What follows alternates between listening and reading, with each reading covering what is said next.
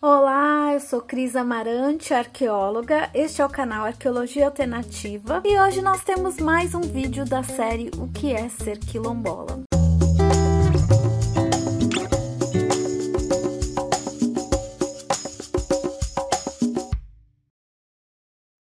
Bem, nesse vídeo da série O que é ser quilombola, eu vou ler e comentar um texto da professora Raimunda Gomes Ferreira Coelho, também conhecida como professora Raimundinha, lá de São João do Piauí. Tem uma entrevista com ela e com o mestre Tizil aqui no canal, que aliás é uma entrevista bastante marcante, e ela escreveu um texto sobre como são os quilombos lá no Piauí. Mas interessante que o que ela fala sobre as questões dos quilombos no Piauí, especificamente na cidade de São João. Muitas das questões acontecem em outros lugares do Brasil também. Então, por isso eu vou ler e comentar algumas coisas. Esse texto, ele foi publicado no livro Sertão Quilombola, que aliás tem uma série de textos sobre quilombos lá do Piauí, uma publicação da UFPI, Universidade Federal do Piauí. Então, ela diz assim: o racismo manifestado pela segregação explícita imposta pelos eurodescendentes dominantes aos afrodescendentes do Riacho foi muito além da separação física e social entre os dois grupos, mas se associou ao racismo institucional, quando o grupo social dominante desconsiderou os afrodescendentes do Riacho como pessoas de direito. O fato de não existirem registros históricos no município, como se analisou anteriormente, e de não haver quaisquer que sejam estudos sobre essas comunidades até hoje, dificultam-lhes o acesso a políticas públicas, como historicamente vem ocorrendo. E como fica bem visível na infraestrutura precária das estradas desde o início da povoação da região. Esses quilombos,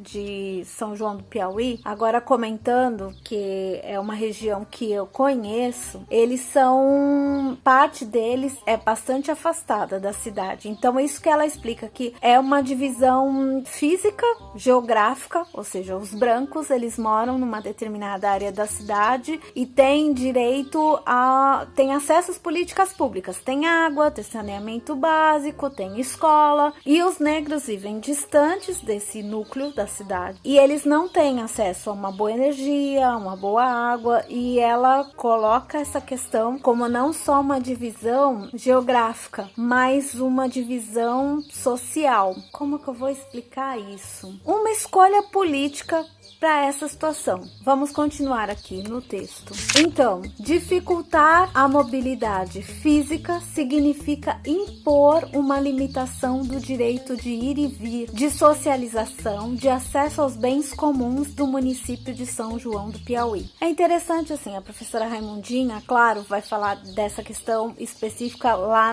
no município dela, mas isso se repete em muitos lugares do Brasil, em comunidades quilombolas. Como que assim, quando não se tem uma estrada asfaltada, de certa forma, você deixa esses grupos presinhos ali e eles têm dificuldade de acesso às cidades, o que é bastante complexo. Vocês vão ver que em cidades grandes isso também acontece, Alguns lugares, por exemplo, chegar da favela até o centro da cidade é complicado, se pega muito trânsito, o transporte público é ruim, e essas questões são todas escolhas políticas.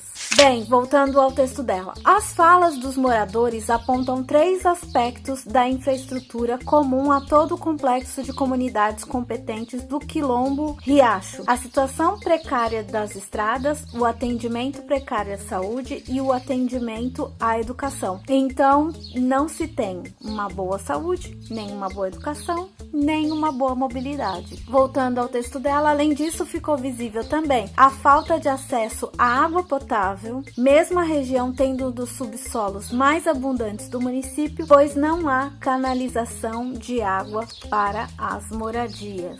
Em São João do Piauí, os afrodescendentes trazidos para serem explorados nas fazendas de gado foram também considerados não gente e por isso escravizados e subjugados e literalmente segregados ao ponto de serem expulsos para os grotões do riacho. Nas figuras de Anselmo Rodrigues e Justa, como bem testemunha esse depoimento, tu não tem jeito, pega essa tua mulher, fica no riacho e vai criar teus negros. Gente, essa história em São João do Piauí, ela é muito forte. Existia um fazendeiro, ele tinha muitos filhos e o Anselmo Rodrigues foi estudar em Salvador. Não se sabe bem qual faculdade que ele fez, direito, medicina, mas enfim, ele tinha um estudo universitário e ele conheceu a Justa, que é uma mulher negra, e ele chegou com ela em São João do Piauí e o pai dele fala pra ele: tu não tem jeito, pega essa tua mulher e fica no riacho e vai criar teus negros, e separa esse filho que era casado com uma mulher negra dos outros filhos. E isso dá origem às comunidades quilombolas de São João do Piauí. E essa história é repetida muitas vezes lá, e é uma história muito forte, e é sobre isso que a professora Raimundinha tá tratando nesse trecho. Assim também o riacho foi considerado zona colonial, lugar atrasado que abrigava gente sem civilização, sem capacidade para assimilar a cultura civilizada, conviver com os brancos, razão pela qual deveriam continuar escravizados,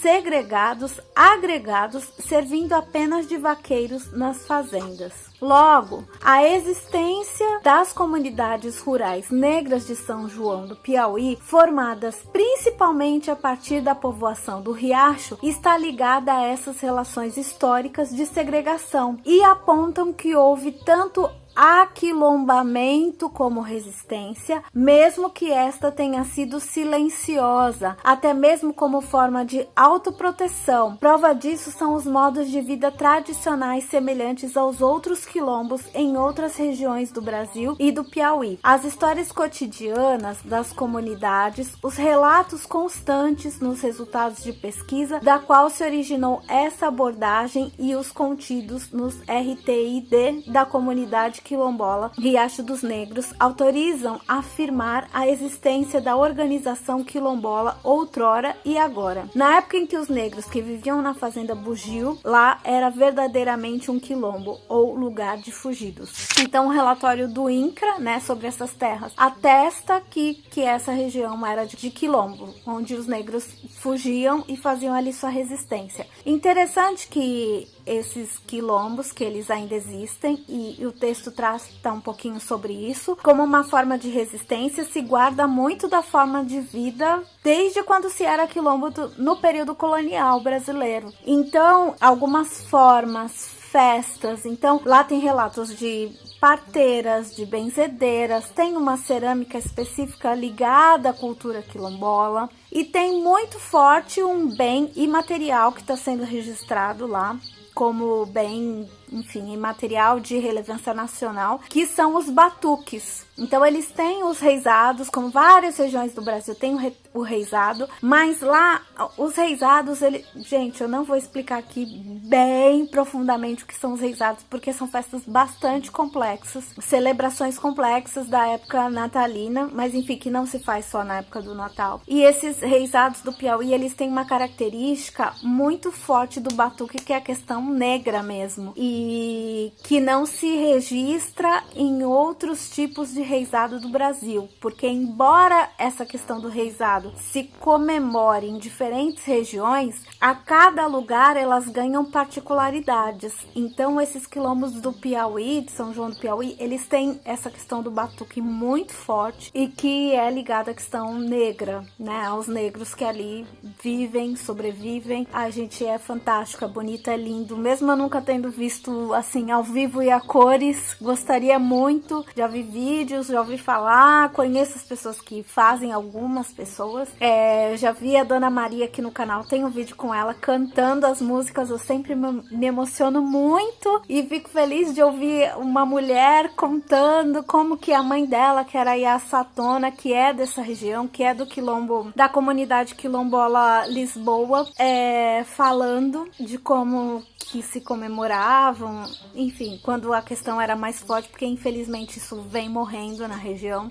E a Dona Maria lamenta muito que os jovens não queiram mais comemorar o Risado, mas é lindíssimo. É lindíssimo. Por isso, entender a questão quilombola em São João do Piauí e todas as questões a ela relacionadas, como também entender as relações raciais e sociais do presente, requer uma compreensão mais profunda do projeto macro da colonização eurocristã capitalista. Caso contrário, pode-se repetir e reforçar, de forma alienada, os preconceitos que envolvem a desvalorização dos modos de vida quilombolas e as lutas pelos direitos sociais por eles encampados no presente. Então, a questão quilombola, ela não fica no passado, ela gera um preconceito no presente, ela gera uma segregação social, racial no presente. Então, é sobre isso que o texto da professora Raimundinha fala, e assim, não só o texto, mas eu conheço a professora Raimundinha pessoalmente, eu sei que a luta dela até hoje, junto principalmente a grupos de jovens negros, é muito forte no sentido de empoderamento, não do jeito branco que a gente usa nas grandes cidades, mas do empoderamento mesmo, racial, dos negros se reconhecerem como e valorizarem a sua cultura cada vez mais ali naquele município. Então ela é uma pessoa muito atuante nesse sentido, e inclusive eu tive contato com alunos e alunas negras da professora Raimundinha, e como que eles sentiam esse empoderamento por causa do trabalho da professora Raimundinha em sala de aula. Então, é uma pessoa que não só escreve, produz academicamente, pensa sobre isso, mas a professora Raimundinha é uma mulher que tem toda uma atuação junto aos jovens negros e afrodescendentes de São João do Piauí, no sentido da valorização da cultura africana e da herança africana que existe no município junto aos jovens, o que é muito bonito. Não é só na teoria, é na prática, é isso que eu tô querendo dizer. Essa história do Anselmo e da Justa, voltando aqui pro texto dela, é consenso no município de São João do Piauí, e o pertencimento das terras aos herdeiros de Anselmo e Justa tem comprovação em documentos oficiais.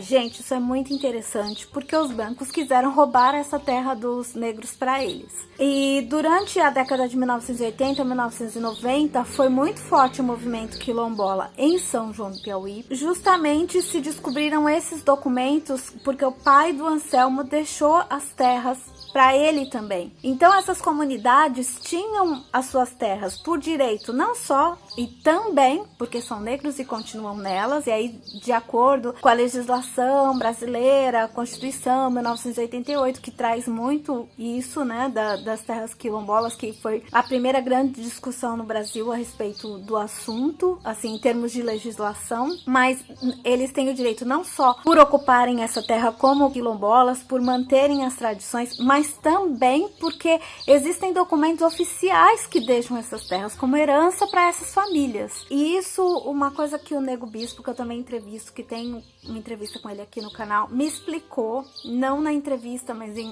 fora, né, porque eu conversei bastante com ele. A entrevista é uma parte do nosso encontro e das nossas conversas. E ele me explica que essa situação acontece em outros lugares do Brasil também, dos negros terem os documentos que comprovem que a terra é deles e ainda assim de terem que entrar na justiça para brigar pelo direito da sua própria terra, que é garantida por documentos oficiais. Então, olha o nível da questão. Voltando para o texto. Entretanto, mesmo com essa comprovação documental, após tentativas de recuperação dessas terras, os herdeiros não obtiveram êxito devido aos altos custos com os procedimentos cartoriais, pouco entendimento à escrita, e estavam disputando com pessoas influentes, letradas, que usaram as leis em seu favor próprio. O fato é que essas terras foram sendo apropriadas pelas famílias dominantes e encontravam-se nas mais diversas situações, algumas faixas pertencentes a grupos de famílias por heranças ou contras,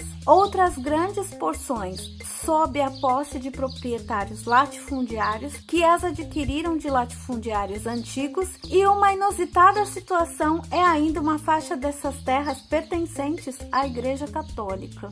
Esse texto da professora Raimundinha, o que eu cito aqui o recorte, está ali entre as páginas 141 e 142 do livro Sertão Quilombola. Eu recomendo a leitura inteira do texto. Como ficou muito claro aqui, eu sou muito fã do trabalho da professora Raimundinha e a leitura do texto dela ajuda a entender muito bem essas questões quilombolas ali no município de São João do Piauí, mas também nos elucidam sobre a questão dos grupos quilombolas em outras regiões do nosso país também. Então espero que você tenha gostado desse vídeo, espero que você assista a entrevista com a professora Raimundinha, veja que mulher incrível que ela é, junto com o mestre Tizil na entrevista, que é um mestre quilombola e capoeirista.